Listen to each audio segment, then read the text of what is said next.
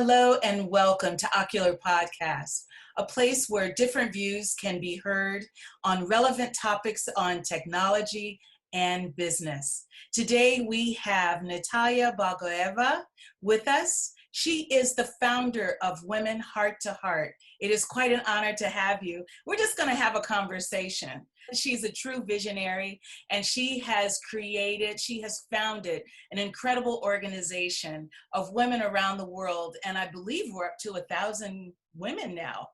Aren't we, Natalia? Absolutely, yeah. Within how many months? 5 months. 5 months time. Unheard of, unprecedented. So I'm actually going to give the floor to Natalia. I'd like for her to share her journey, how you got to this place of creating Women Heart to Heart, and let's just have a chat. Beautiful. Thank you for this introduction, Jeannice. It's a real honor to be here with you today and to talk about my story and also the story of Women Heart to Heart, which are very connected. I mean, they're very much aligned. So how it started? It's a combination of several different aspects. So first, it's my own journey. I've been through several startups, then a successful exit, then in corporate. So basically 20 years I have an executive management career, which included working in 4 different countries with responsibility for a lot more. And during this time, I experienced, part of the time, I experienced what I would later call a beautiful workplace, where things are really, people love going to work, there's beautiful culture, there's incredible energy, and there's a business success that follows. So I did experience that. But there was something also missing for me. There was something missing that at that time I couldn't fully understand. So I was having everything that one could have, and basically I was having more than I ever dreamt of, but there was something missing. In the years that followed, like approximately 10 years ago, I left my management career and I embraced the journey of a management consultant, trainer, facilitator, then finally into executive coaching. And during this time, I started searching. I was driven by 2 things. On one side, I really wanted other people to experience what I've experienced, which was really beautiful. So I was driven by this desire to help others get it, make it, create it. On the other side, I started searching what was missing. So why did I have everything anyone ever wants, and it's still something's missing for me? I wasn't fully happy. And what I discovered then, I was introduced to concepts. I kind of dig deeper into concepts about happiness. So one concept that I was introduced to was the concept of eudaimonia, something that Aristotle created actually. So eudaimonia is this happiness we experience when we realize our human potential, when we are not only developing and prospering, but we continuously learn, develop, and contribute to something bigger than ourselves. The opposite of it is the hedonistic happiness, which is about pleasure and about kind of avoiding hardships and going with the flow of just pleasure. So these are the 2 concepts according to the eudaimonic happiness. We're happy when we contribute our gifts to something bigger than ourselves and when we realize our full potential. So we all get born with a lot of potential, but depending on our life, sometimes we don't realize it. So that, for me, that concept helped me explain why I was happy. The other concept which I encountered, which helped me understand why I wasn't happy, and I really experienced this like that. I was both happy and unhappy at the same time. Yes. So the other concept which helped me was the concept of authentic leadership. In general, I started digging what that means. And in general, what does it mean to be a leader? And what I realized is that for all the years I was developing, I was mimicking male leadership models. So I didn't have enough. Actually, I didn't have any women I was working with close to me, which were ahead of me, so to say, which could mentor me. It Yes. just, my life was like that. There was no women I could learn from. There were women, but they were not in the business environment. So as far as the business environment was concerned, prevailing were male models and also traditional styles of management, I would say. So as I was developing and mimicking what I was seeing is being recommended, or what was considered the right way to do things, I was actually not always being true to myself. And similarly, I was introvert, and so this is happening. I'm still introvert. So this was happening many years ago when there was not enough information about this. Today we know about introversion and extroversion much more, and we're better in creating conditions for everybody to be at their best, no matter who they are. Going back then, there was not enough knowledge, and I was surrounded by a lot of extroverts. So I was again mimicking extroverted behavior. So these two things were actually, and maybe a couple of other things, but much smaller, were today, I think, the reason for my unhappiness. I wasn't being truly myself. Uh, and as I continued my journey, I realized how much women need other women in their lives, how much we need each other to support each other, but also uh, to understand that what we are dealing with is not so special, it's not so unique. There are many others who've been through similar challenges, through similar questions.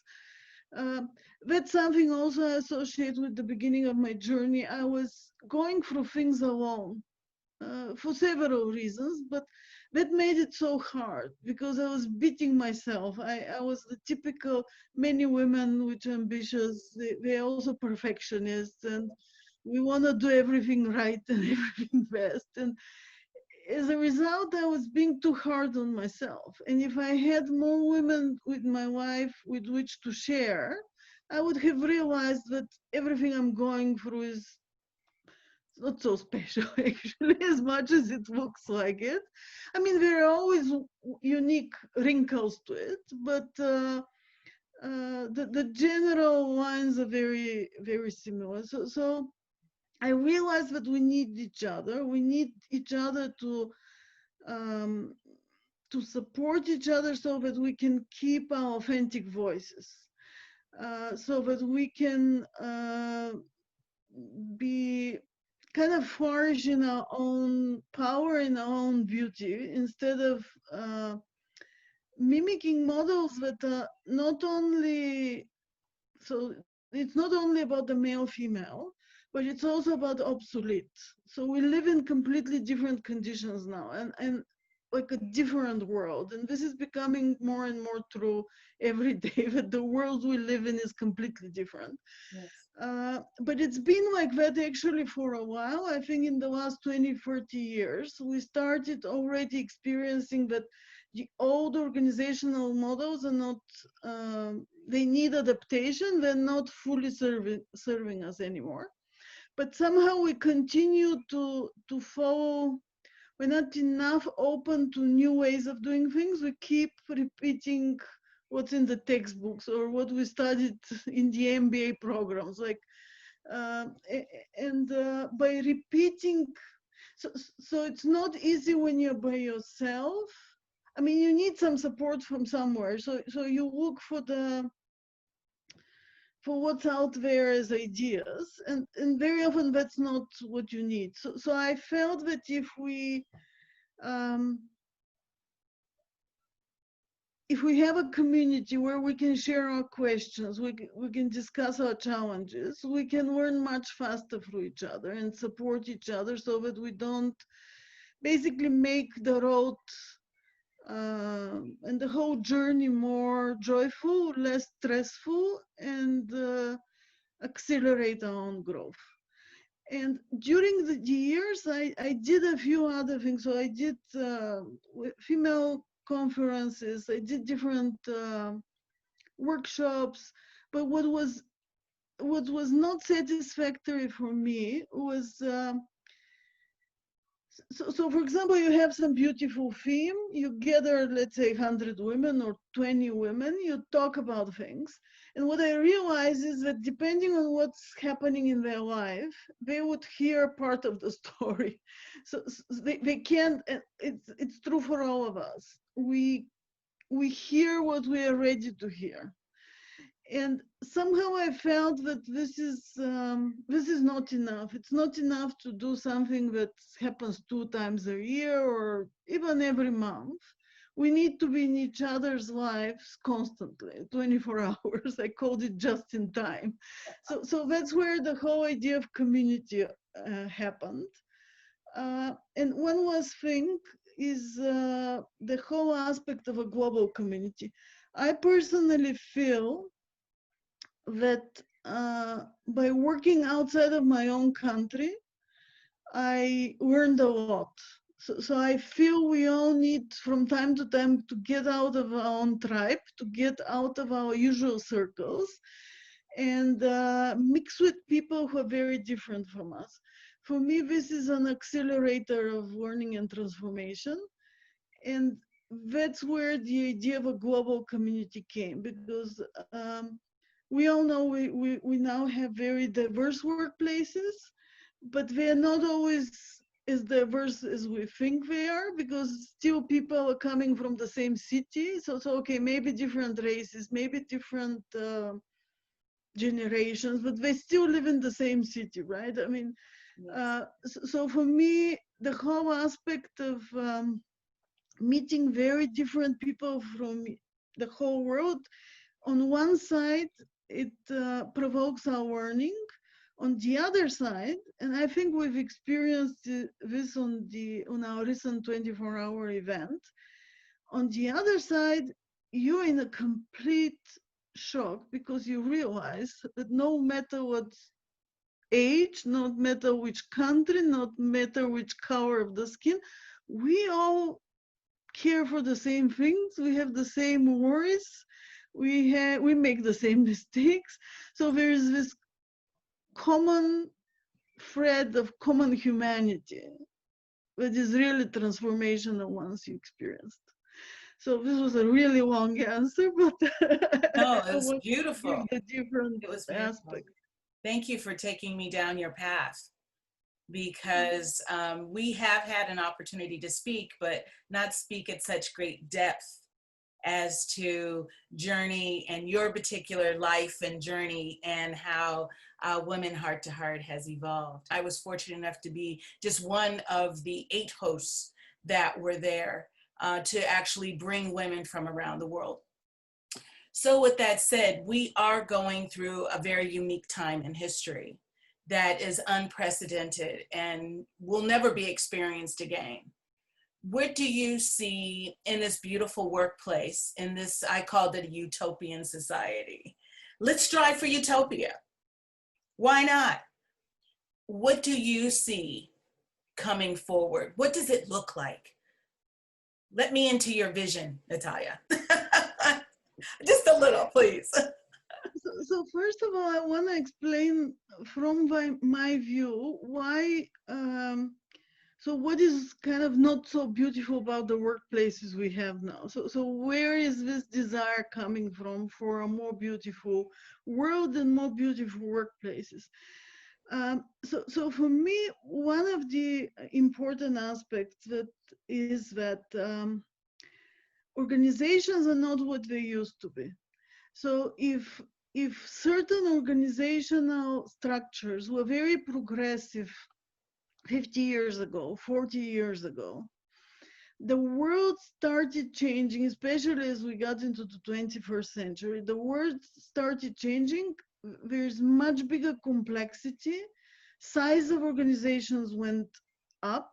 I mean, we have these huge organizations now across the whole world. Uh, so we as far as we can be from the traditional workplaces where everybody knows everybody, where we live in the same community. So there is a human connection in general. Like if you go back 100 years ago, 50 years ago, there was much more human connections. In the last years, organizations became very big.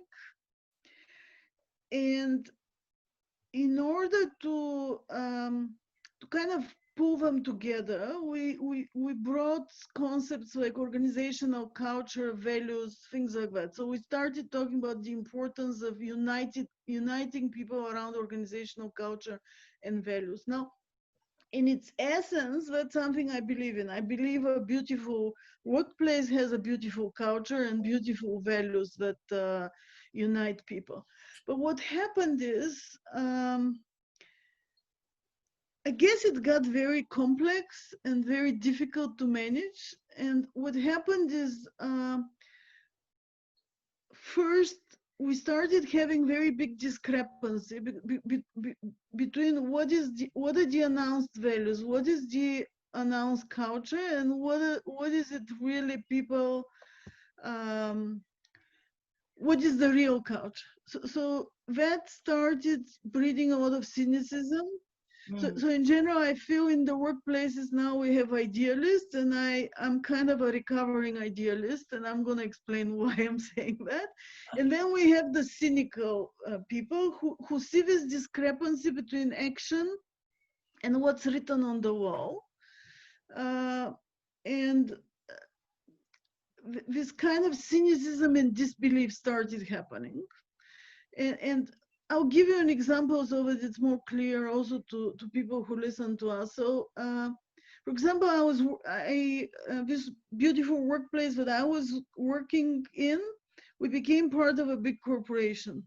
So we had our own culture, but then by becoming part of the big corporation, they told us, no, we need to have globally the same values. We need to have the same culture. So everything was changed. And what people believed were our values were exchanged with something else.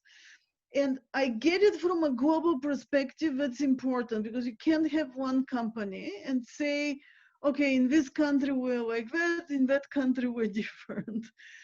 But this artificial exchange actually breeds disconnection for people. It starts breeding cynicism. And what happened during this time also, we started having this, I have a few favorite cliches. One is work-life balance. So by talking about work-life balance, something which in its essence is meaningful, we actually say that work is different from life. So we are saying life happens after work. So at work, you go just work, you go to work, you just earn money, and the life happens afterwards. So we actually, in this way, excluding the possibility of being fully invested in work, in being part of it with our heart and soul. We're just saying, no, our heart and soul is for life. At work, and that's my second lovely cliche, is it's not personal, it's business. Right. It's very personal. We're going there and spending a big part of our lives. It should be personal. We should be working with heart and soul. But we're told, no, it's not personal, don't worry. So what this does to us, and we've been really good. I mean, big part of a lot of people are really good at following that. So what happens is we are not fully ourselves at work. And as a result, we are unconsciously becoming part of wrongdoings. That if we were there wholeheartedly, we would never be. So if it was, I don't know, 100 years ago, and it was work we do together, and we all live in a village, and we know each other, and we know who's going to buy our products, we would never do it. But now, because it's not personal, it's just business, we are willing to silently be part of wrongdoing. So I'm going to give example. Recently, several car manufacturers, it turned out that they were lying about the amount of gases in the emissions or something like that. So actually, teams of thousands of people lied consciously about the emissions of these cars. And for me, and we often talk, oh, it's bad leaders. Fine, I mean, leadership has a role, leadership has a responsibility. But for me, it's not just about leadership. It's about all of us who've been part of this decision, because nobody put a gun to our heads. And I think we're doing this. We're allowing ourselves to be part of it as a result of this. It's not personal, it's business. And another example I like to give is like, think about a very like amazing artist. We say that they're putting their soul in their work, right? That what they do is exceptional. If we see an artist who is just doing it for money, doing commercial art, we say, oh, this is, it's just commercial art, right? It's not good. You cannot feel the heart of the person. So what I'm saying, and I've done this in a lot of trainings, is I'm telling people who told us that this work is different than the other work. For me, it's the same thing. If we want to have great results from our work, if we want to be proud of it, if we want to enjoy it, we need to put the same heart and soul as a great artist would do. And we can do that independent of whether we're a cleaning lady or a CEO. For me, it doesn't matter, because how we clean, I mean, cleaning has meaning for the people who are gonna use the space. So we could do it like with a real heart, or we can do it just for things to go. And the result will be different, just like for artists. And last on this subject, the other favorite kind of cliche is work hard, play hard. Many companies had this in their as part of their cultures. It was announced on websites. It was part of ads. Maybe it still is.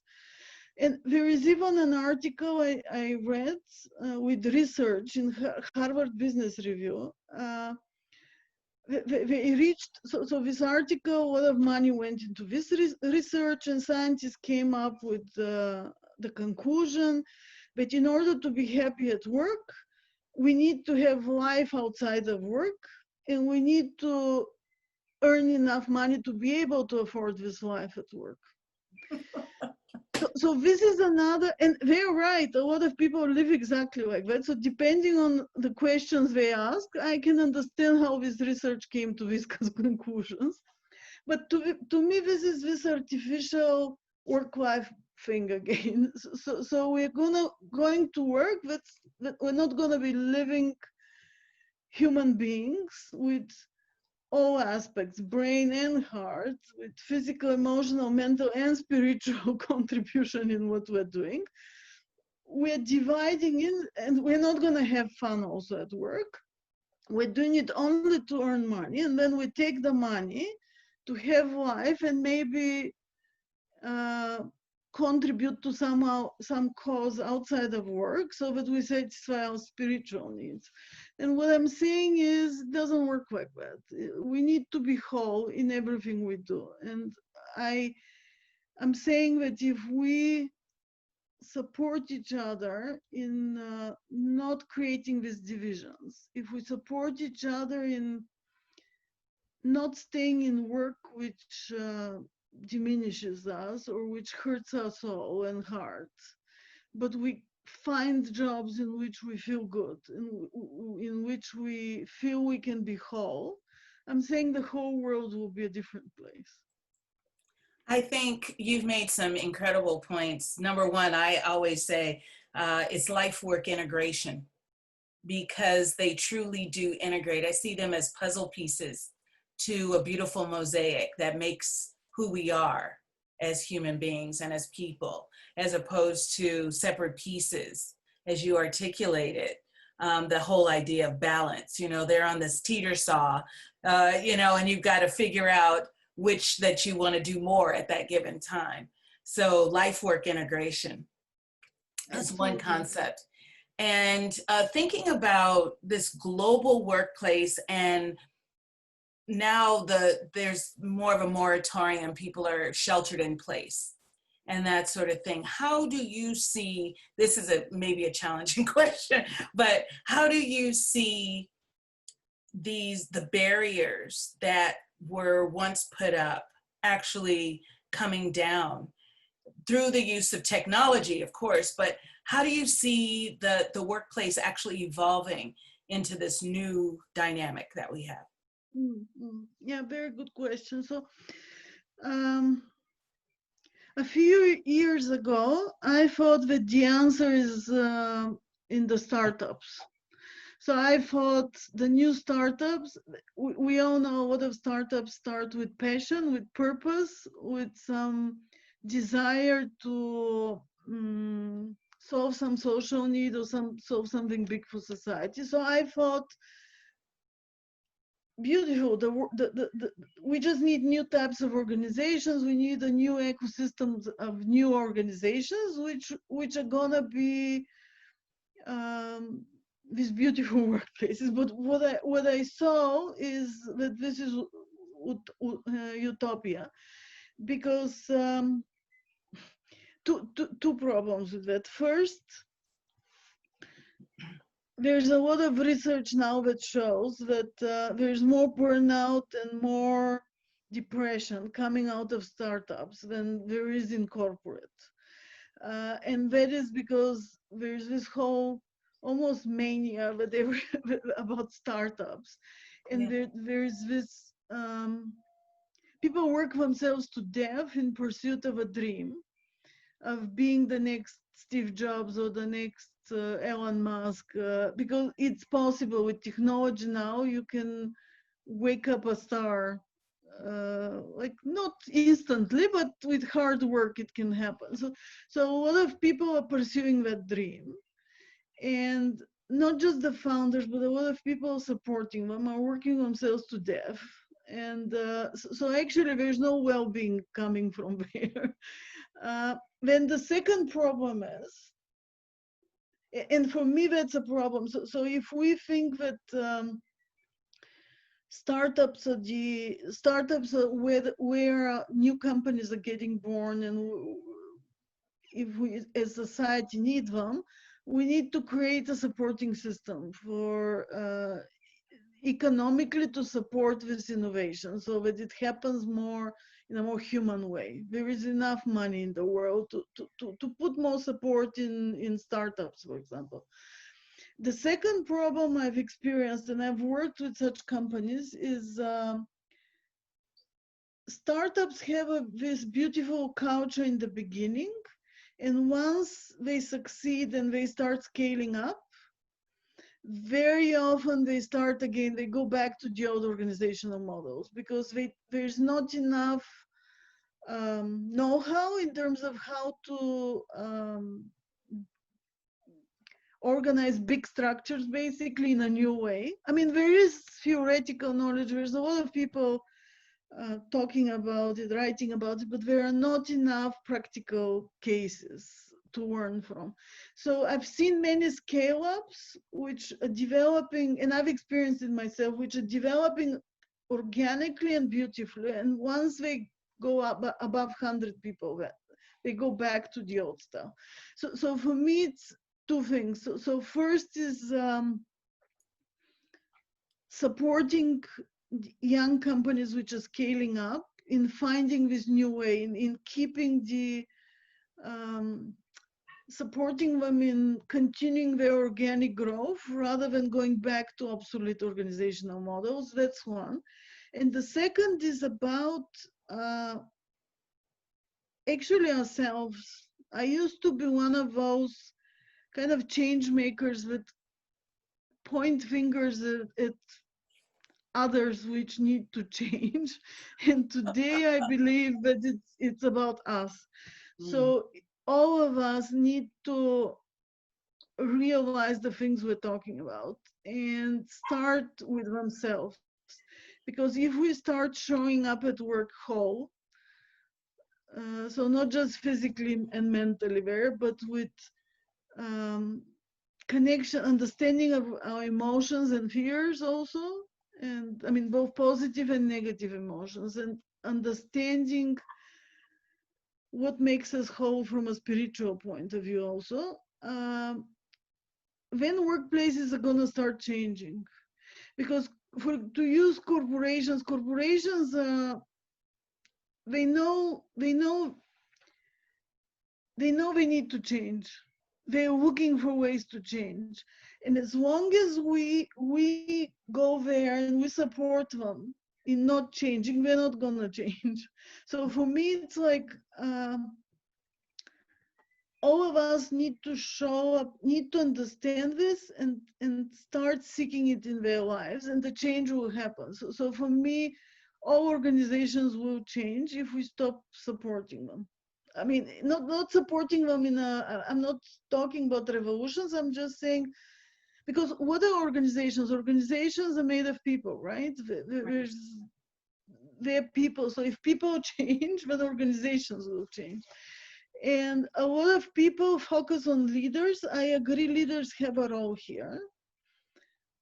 But I've come to realize that I actually don't fully believe in that. For me, the leaders are a mirror image of who we are. So we need to change and require new leaders and be the new leaders, and then things will change. So it's not about somebody on a white horse coming and saving us. It's about us and how we show up at work every day.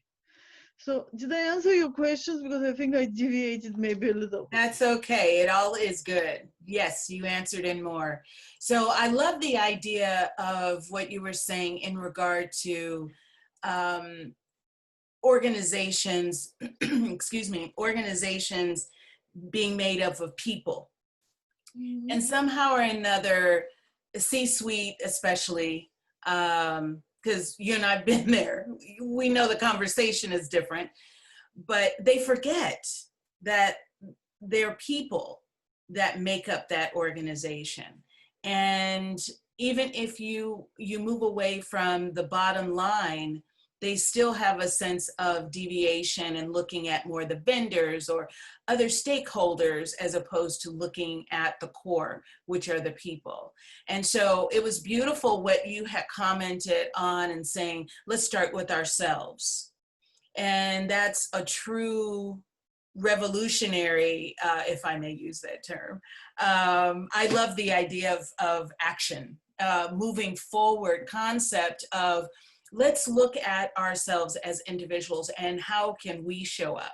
How can we be present and be aware and strategize within that by co-creating and developing these incredible spaces and places where people could actually have that integration. I think that's, and not killing themselves. I'm in Silicon Valley, and Yes, people literally kill themselves in the yeah, pursuit of success, absolutely.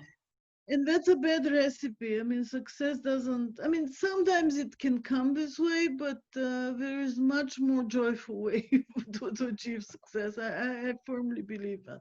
I I, agree. I you reminded me something. We had a recent meeting in Women Heart to Heart with Diana Chapman. So she's the co-author of a book about conscious leadership, and she said something: when people show up in a conscious way, they actually radiate something positive, which starts being contagious. Other people say, we want that too. So that's where I'm a firm believer that nothing prevents us from showing up differently at work, because what we're talking about, people are gonna catch up with it. It's it's very easy to see that it's more, it's the better way of doing things. Well, it's contagious. It's It's just like contagious. laughter. If someone has a hearty laugh, someone else is going to go, wow, I want to feel that joy. I want to feel what that other person has. Absolutely. Absolutely. It becomes Hmm. contagious. So showing up as individuals in our best selves and realizing that we're all in it together. Yes, From the time you walk in the door to the time you sit at your board meeting or you're on a phone call or whatever, we're all in it together. And I think that that is fantastic. So that in itself would create your utopia. Natalia's Utopia, which I think is incredible because it is contagious. Hence, women heart to heart. So everyone is on board. We're here to support and be a part of this community. And let's see how we can change the world and make the world a better place to evolve in tech and business and, excuse me, utilizing the tools that are currently available to us and actually creating more tools.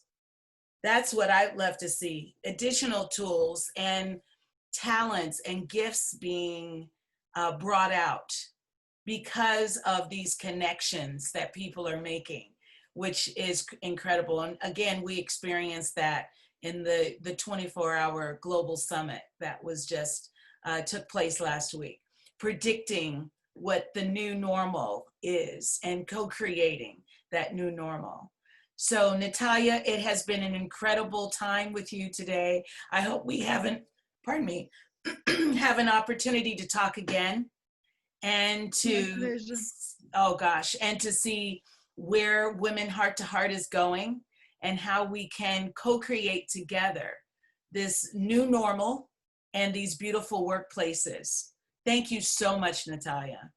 Thank you, Jeannice. It was a real pleasure, and I look forward to continuing the conversation. Thank you. Wonderful. Thank you.